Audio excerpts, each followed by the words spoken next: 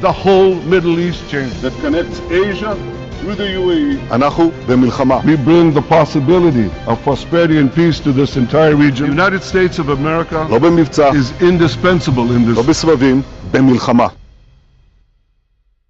የጋዛ ጦርነት ሚስጥር ታወቀ።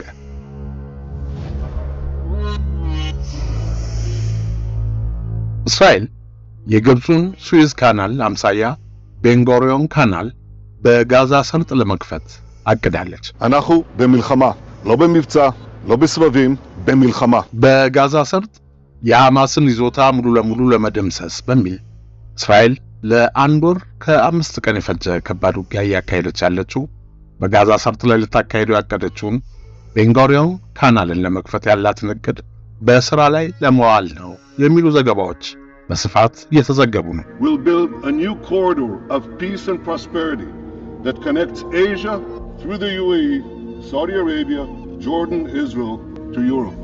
This is an extraordinary change, a monumental change, another pivot of history. እስራኤል የቀይ ባህርና የሜዲትራኒያን ባህር ውሃ የሚገናኝበት የመርከቦች መተላለፊያ የግብፁን ስዊዝ ካናል አምሳያ በአማራጭነት የሚያገለግል መተላለፊያ መስመር ለመክፈት በርካታ 10 ዓመታትን የፈጀ ዝግጅት ስታደርግ ነው የቆየችው።